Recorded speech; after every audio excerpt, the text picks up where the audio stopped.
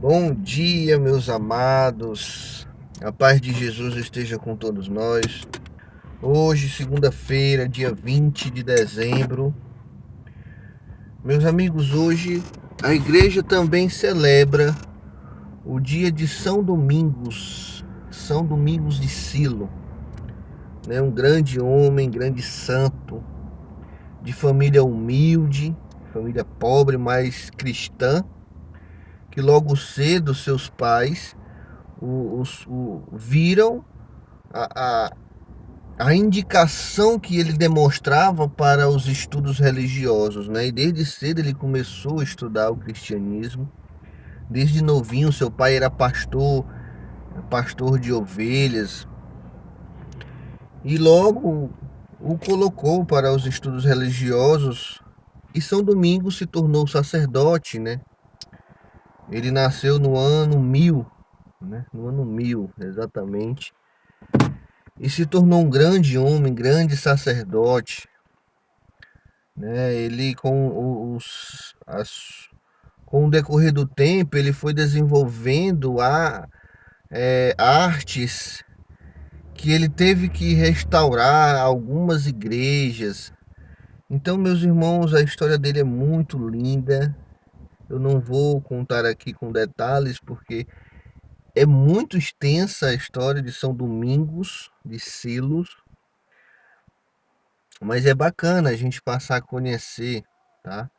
É bacana, é muito bacana a gente procurar conhecer as histórias dos nossos santos. Meus irmãos, hoje o Evangelho está no livro de São Lucas, capítulo 1, do 26 ao 38. Lucas 1, do 26 ao 38. Naquele tempo, no sexto mês, o anjo Gabriel foi enviado por Deus a uma cidade da Galiléia chamada Nazaré,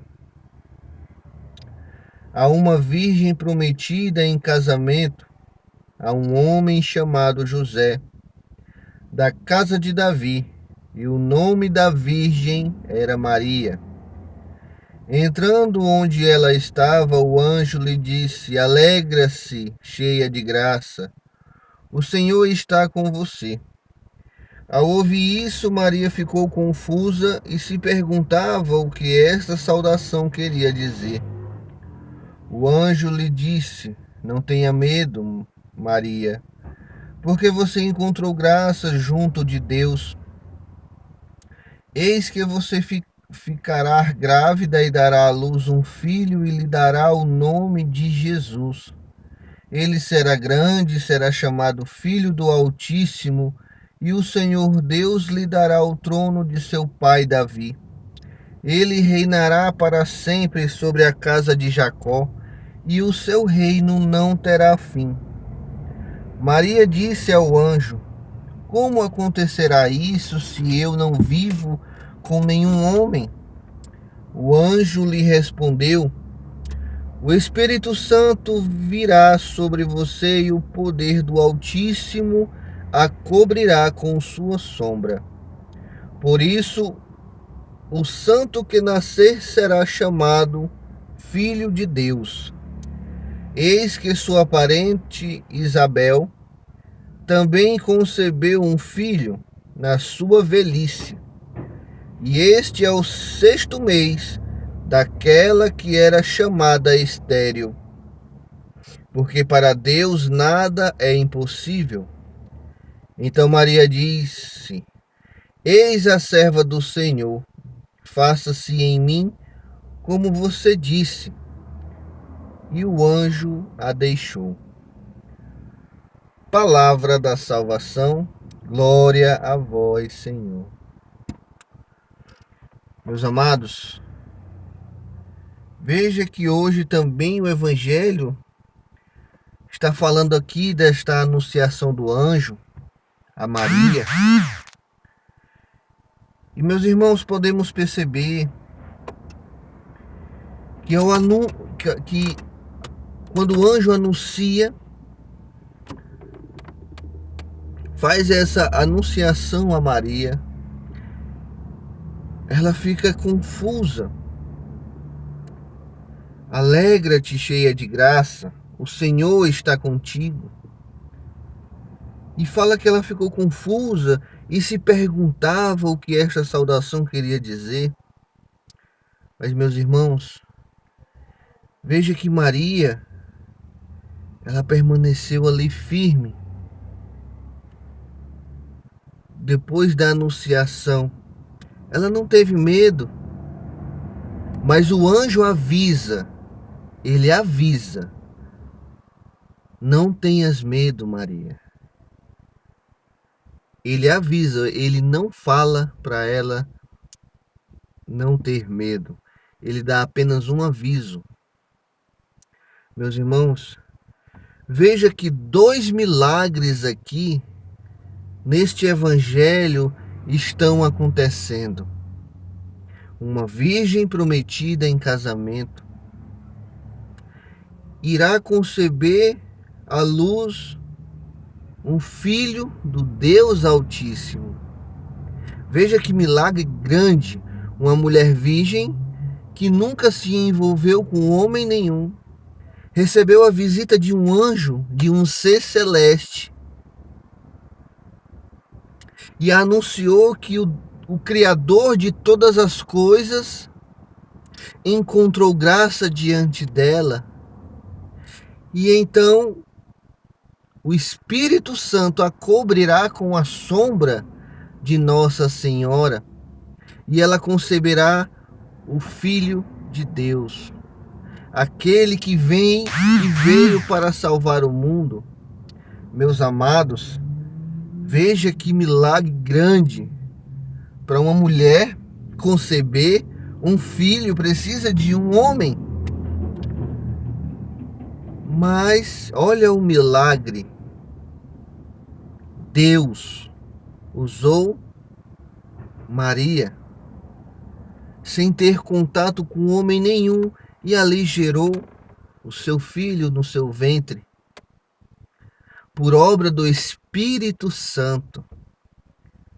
E veja outro milagre, que o anjo anuncia que sua parenta Isabel está no 6º mês de gravidez, aquela que era considerada estéril.